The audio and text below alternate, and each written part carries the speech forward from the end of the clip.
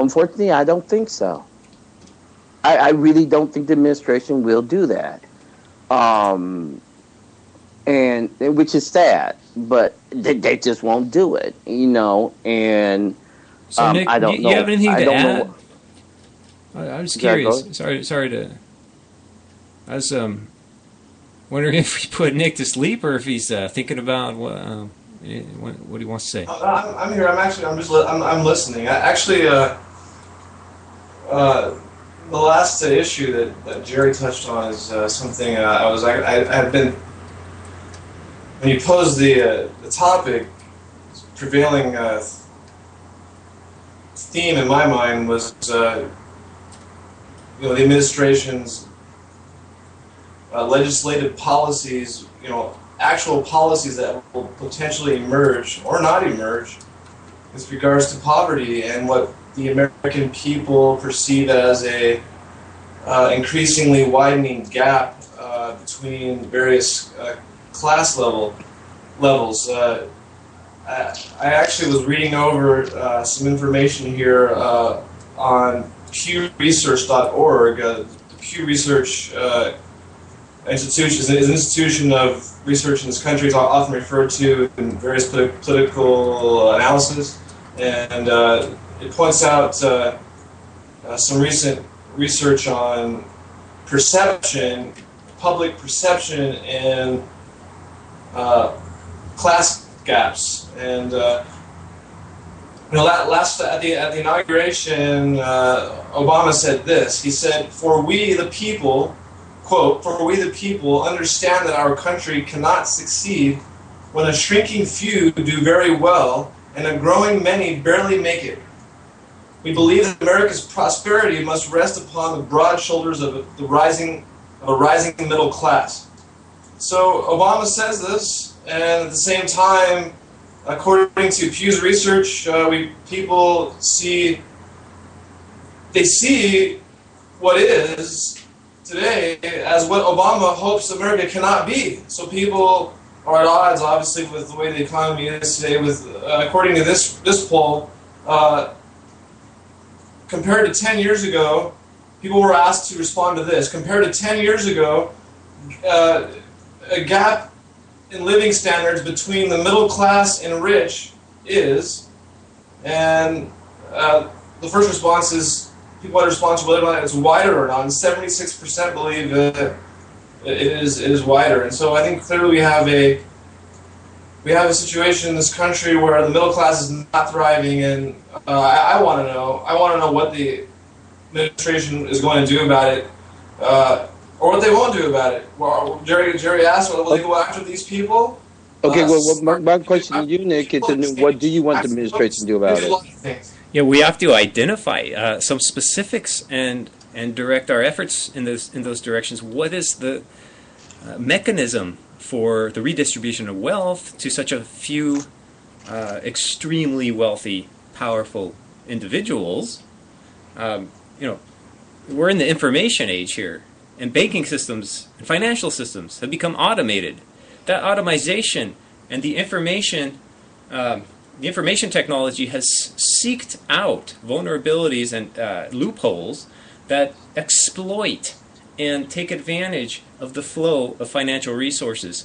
And who is it that controls the direction of that financial flow?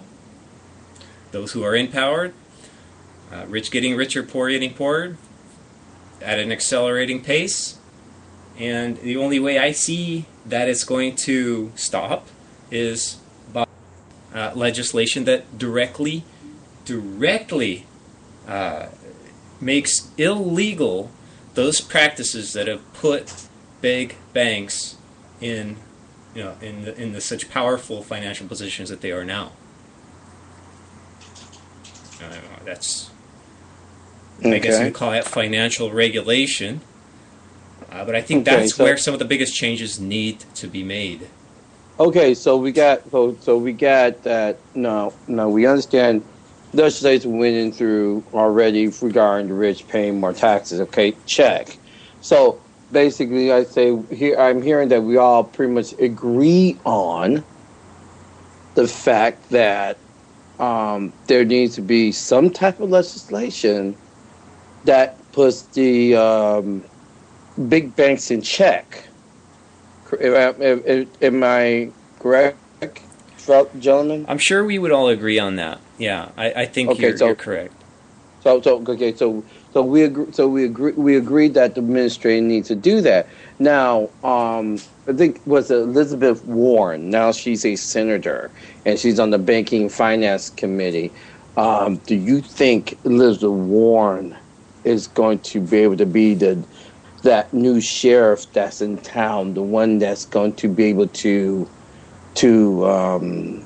wrangle these guys together and craft legislation to protect the American people? And also, do you also all think that the big banks need to be broken up because they're too big? Too big to fail, is the saying. Well, yes, too big to fail. But do you believe? Well, let's skip the first question. No, let's not skip the first question. Do you think Elizabeth Warren would be able to help that person craft the type of legislation? I don't know. Maybe Nick knows more about her personally. But whoever it is, they have to have an appreciation and an understanding that we are in the information age, that computer programs, computer systems, and computer programmers, essentially. And those people, those individuals who are brilliant at finding these loopholes and programming a system to exploit them. This is a very dynamic problem. It does not have an easy fix. And whoever is out to to change the situation has to have an appreciation of that and a countermeasure, a way, at least a possible hope for maybe employing people or inviting people who are equally intelligent to combat that. It's kind of like a computer virus in a sense. Microsoft hires people to combat the colloquial hacker who just programs something to take down Windows operating system. Well, they need countermeasure. They need people to dynamically address the vulnerabilities. So I think it's a very dynamic situation. I don't think one piece of legislation is going to help, or any finite number of pieces of legislation. Yeah, I actually agree with that, Rob. There's not going to be any single bit of legislation that will change anything in that proverbial way. At the same time, I feel that the American people need to start demanding more from our government in terms of populist rights, protection of liberties, of civil liberties. In this case, you can argue that poverty is directly related to our own civil liberty. Just last week, one of my favorite people in philosophy and in political discourse at the same time, and Rob, you're already aware of this quote. This is from,